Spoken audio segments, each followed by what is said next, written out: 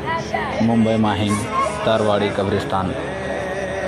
ये आप देख सकते हैं कितनी खूबसूरती से एक एक कब्र को सजाई गई है।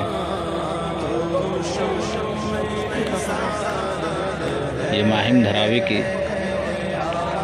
सबसे बड़ी कब्रिस्तान है। हर कब्र को फूलों से सजाई गई है और ये हदीस से साबित है कि अल्लाह के प्यारे महबूब एक मर्तबा कहीं जा रहे थे तो आपने यानी अल्लाह के प्यारे महबूब सल्लल्लाहु ताला अलैहि वसल्लम ने बबूर का पेड़ का दो टहनी तोड़ के,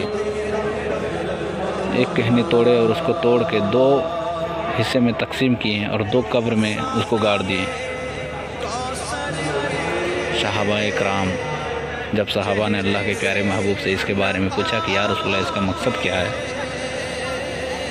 तो अल्लाह के प्यारे महबूब ने इरशाद फरमाया कि सहाबा,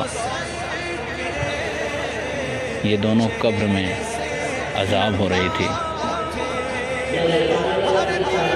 और मैंने ये जो सांखें गाड़ी है इसमें जब तक जान रहेगी, कि जब तक हरियाली इसमें रहेगी, ये अल्लाह पर हम्दो सना पढ़ती रहेगी और इस पढ़ने की सबब से इस कब्र वालों को सवाब मिलेगा और जब सवाब मिलेगा तो उन पर जो अजाब हो रही है उनमें कमी आएगी, अजाब ख़त्म होगी और कब्र वालों को उसका सवाब पहुँचेगा।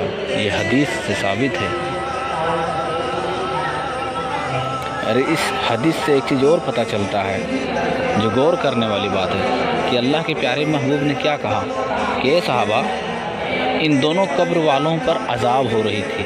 मतलब क्या है कि उन पर अजाब जो हो रही थी कब्र के अंदर, मेरे प्यारे आका जनाब अहमद मुज्तबा मोहम्मद मुस्तफ़ा सल्लल्लाहु ताला अलैहि वसल्लम ने उस अजाब को देख रहे थे अपनी आँखों से। उनमें क्या क्या अजाब हो रही थी, किस वजह से अजाब हो रही थी, क्या ख़ताएँ हुई थी उन कब्र वालों से जो ये अजाब हो रही थी। और अल्लाह के प्यारे महबूब ने जब वो जिंदा था, वो कब्र वाले जब जिंदे थे, उस टाइम जो गलतियाँ वो लोग किए थे वो चीज़ अल्लाह के प्यारे महबूब ने देखें। तो इससे ये भी पता चलता है कि गैब दा नबी उन्हीं, मतलब गैब जानने वाले,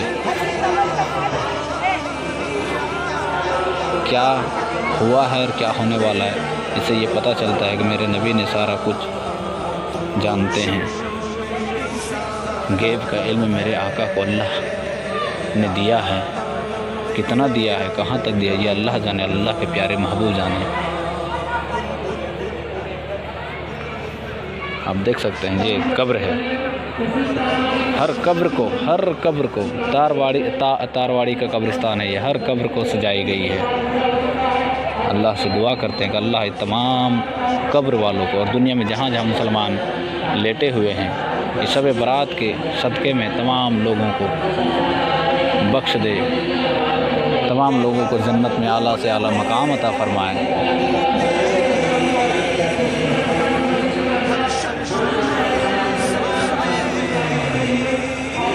ये तारवाड़ी कब्रिस्तान है,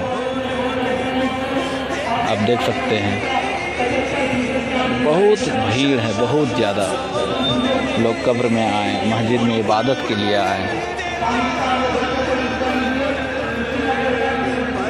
अपने चाहने वालों के कब्र के सामने जाके फातिहा पढ़ना, ये भी हदीस से साबित है। बहुत से लोग इनकार करते हैं, इनकार करने वाले को ना देखें, क्योंकि इनकार तो अल्लाह का भी लोग कर देते हैं, नबी का भी कर देते हैं। इससे ये साबित नहीं होता कि इनकार करने वाले सच हो।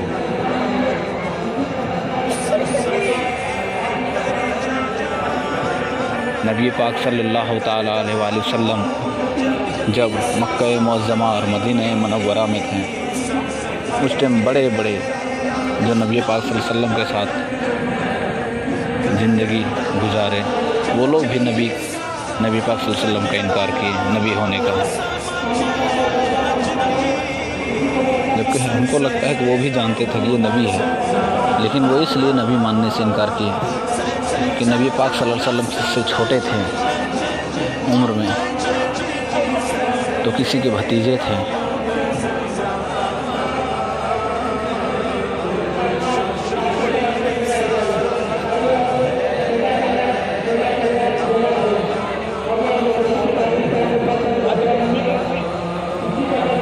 سبحان اللہ، سبحان اللہ۔ اس منظر کو دیکھ کے ایسا لگتا ہے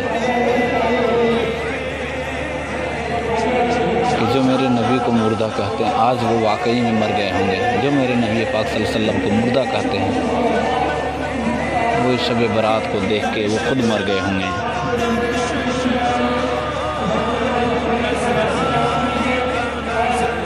پہلے ہی بتا چکے ہیں، انکار اگر کوئی کچھ کسی چیز کا کرتا ہے تو اس سے یہ ثابت نہیں ہوتا کہ وہ سچ بول رہا ہے۔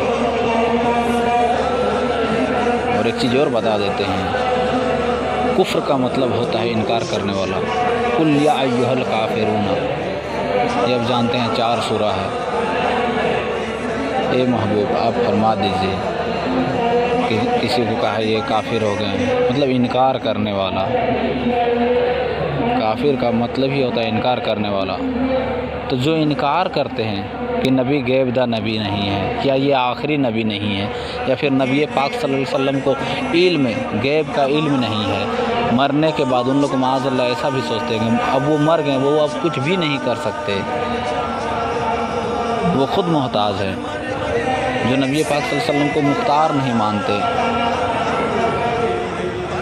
بہت سے ایسے خبیث ابھی آ چکے ہیں کہ نبی کو آخری نبی نہیں مانتے، نبی پاک صلی اللہ علیہ وسلم کو، محمد صلی اللہ تعالیٰ علیہ وآلہ وسلم کو آخری نبی نہیں مانتے، مطلب انکار کرتے ہیں نبی کا۔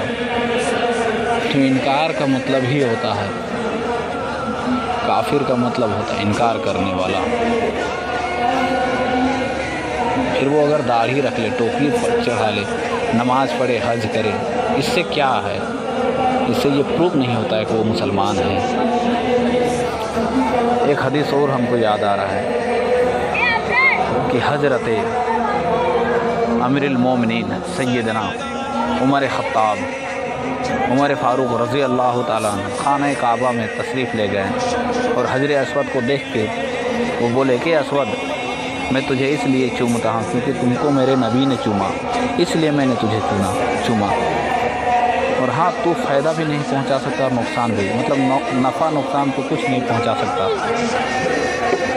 تو علم کا بادشاہ، علم کا دروازہ، شہنشاہ علم، حیدر کرار حضرت علی شیر خدا، علی مرتضیٰ وجہ الکریم وہیں موجود تھے۔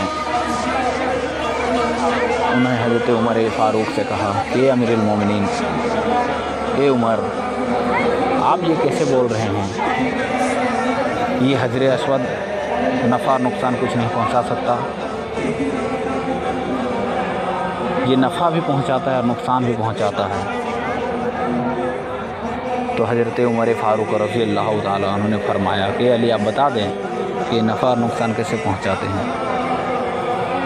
تو حضرت علی علم کا شہر، علم کا دروازہ، علم کا دروازہ، علم کا بادشاہ جن کو نبی نے دیا، وہ فرماتے ہیں کہ اس حجر اسود کو جو بھی چومنے آتا ہے تو ان کا 2 کام ہے۔ پہلا کام ہے کہ مومن کا ایمان کا گواہی دے گا، مومن کا ایمان کا گواہی دے گا، اور کافر کا کفر کا گواہی دے گا۔ اس بات کو غور کیجئے، حجر اسود کہاں ہے؟ خانہ کعبہ میں لگا ہوا ہے، خانہ کعبہ میں لگا ہوا ہے، اور وہاں کون جائے گا؟ داڑھی ٹوپی والا جو نماز پڑھتا ہوگا وہی نہ جائے گا۔ اس کے بارے میں حضرت علی فرما رہے ہیں کہ اس حجر اسود کو جو چومے گا تو حجر اسود اس کو پہچانے گا، یعنی ان کا دل بھی دیکھے گا، حجر اسود ٹٹولے گا۔ اور جو مومن ہوگا اس کا ایمان کا گواہی دے گا، جو مومن ہوگا اس کا ایمان کا گواہی دے گا حشر میں۔ جو کافر ہوگا اسے کفر کا گواہی دے گا۔ جس سے یہ پتہ چلتا ہے کہ وہاں نماز پڑھنے والا بھی جائے گا، روزہ رکھنے والا بھی جائے گا، صدقہ خیرات کرنے والا بھی جائے گا، اللہ اور اللہ کے پیارے محبوب پر کلمہ پڑھنے والا بھی جائے گا۔ جب جائیں گے وہی تو گواہی کس کا دیں گے؟ اس سے یہ ثابت ہوتا ہے کہ کلمہ پڑھنے سے مومن نہیں، روزہ رکھنے سے مومن نہیں، حج زکوٰۃ کرنے سے مومن نہیں۔ ایمان میرے نبی کو ماننے کا چیز ہے۔ ایمان اسی کو کہتے ہیں جو میرے نبی کو مان لے۔ میرے نبی کو ماننے کا نام ہی ہے ایمان۔ اور یہ میرے نبی کو علم غیبدہ نبی نہیں مانتے ہیں۔ نبی کے بارے میں بہت گندی گندی الفاظ بولے ہیں، کتابوں میں لکھے ہیں۔ اس چیز کو غور کرنے کی چیز ہے۔ اللہ ہم تمام لوگوں کو اس شب برات کے موقع پہ کسی کو پریشانی تو اس پریشانی کو دور کر دے۔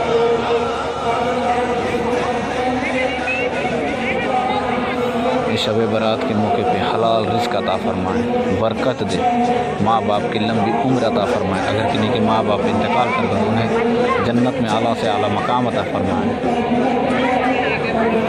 آمین۔